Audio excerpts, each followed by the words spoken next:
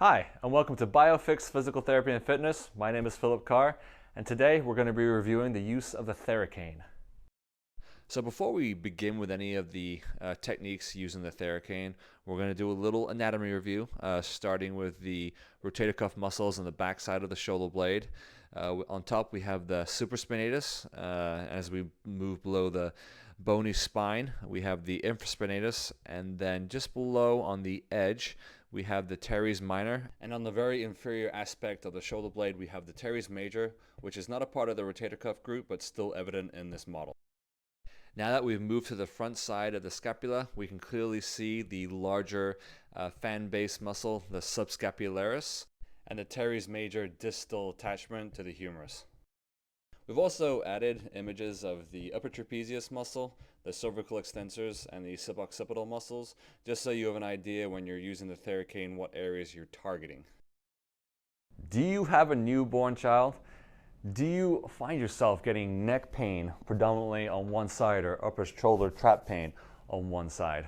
Well, there's a couple of reasons why that could be. One, you're always holding your child and feeding them, carrying them around on the one side.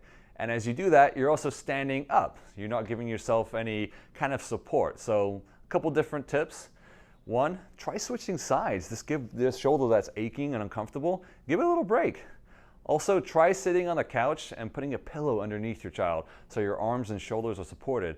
That's going to really help reduce that tension and stress that you get in the neck and shoulders. Also, another group of people, our office goers, working 8 to 10 hours a day, behind a computer, keyboard, kind of looking over. Maybe our posture is not as good as it could be. Maybe we're in that kind of protracted shoulder position. Maybe our desk area is not as ergonomically set up as we would like. Well, the obvious is kind of correct the posture, kind of look at your environment. Is there a way we can make changes? Maybe bring the keyboard a little closer. Maybe raise the screen up so you don't have to lean forward so you can keep the nice upright posture. If you do that but still get some tension, especially at the end of the day, the Theracane is really good at relieving those tension for both the individuals at the newborn and our office goers. I'm going to show you a couple techniques right now that we can use to relieve that neck and upper trap tension. I position both of my hands on top of the two protrusions, and then I take the curved portion of the Theracane and apply pressure into the upper trap muscle. My top hand pushes down and my bottom hand pushes away from my body, much like a fulcrum. So the first area that we're going to start with is the pec minor and the front of the shoulder, and kind of where the bicep kind of originates. We're going to use this part of the Theracane, and we're going to anchor this part against something very structurally solid. Now, one recommendation, don't use drywall. You will leave an indent. So use something very firm. I'm using the rack right here. I'm sure you can find something just as solid. I'm going to show you on my right shoulder to begin with. I'm going to anchor the end right here. I'm going to support the Theracane with my right hand. My left hand's also supporting on the straight end of the Theracane. And this is something you want to do kind of passive, meaning you're supporting here a little bit with your hand, but you're not actively pulling the Theracane into your shoulder. I'm kind of using my body weight to sink forward and kind of get into that area. So right now I'm kind of on the front part of my shoulder, kind of where my bicep goes in. For me, that's the most tender area. So I'm going to hover there for about 20 or 30 seconds. The pec minor is going to be a little more on the inside, so kind of the front part of the shoulder I was just on. Just move inside maybe a couple inches and you should feel like a band of tightness.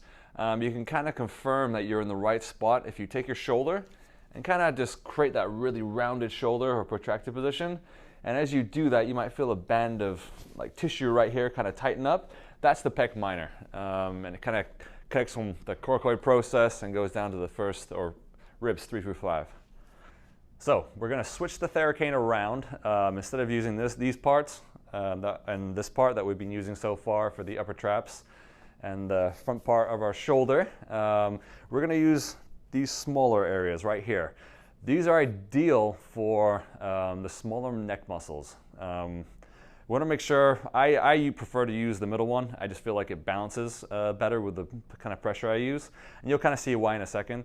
So I'm going to start with one hand on the outside right here and one hand on the outside right here. The middle knob right there, that's going to go right onto the kind of soft tissue area of the neck. You really want to make sure you're avoiding the bony parts. Not only is it going to hurt if you get the bony parts, it's not going to do any good, and it's not going to relieve any tension in that neck area. So I kind of find that tender spot. Just be careful. Don't have to press too hard.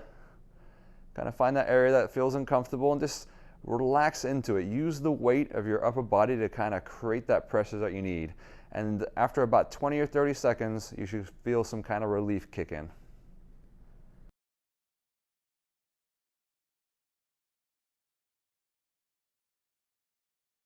So the final technique we're going to go today is going to be targeting the rotator cuff muscles. And if you look at the shoulder blade, we've got 3 rotator cuff muscles in the back part and 1 on the front side.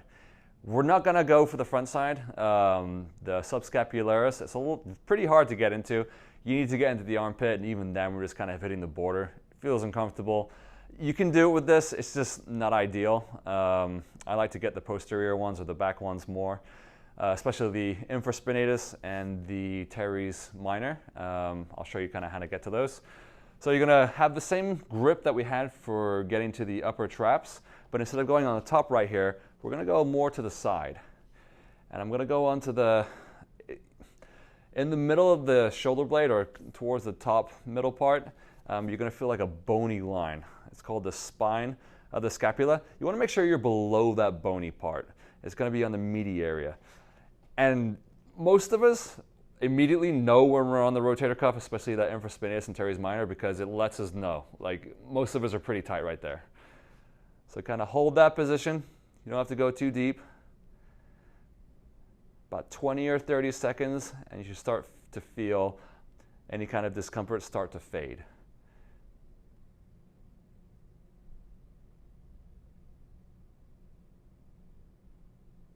So personally, after I've done this for 2 to 3 minutes, I feel a lot of relief in my shoulders. Just decreased tension, increased blood flow. I feel all that. For those of us that do a lot of weights for upper body, pressing, pulling, whatever, these areas, the rotator cuff can get pretty overused and pretty tight. It's just a good way of doing some maintenance and making sure that we're maintaining a good level of tension and a good level of blood flow, and just minimizing that overuse. Thanks for joining us for our review on how to use the Theracane today.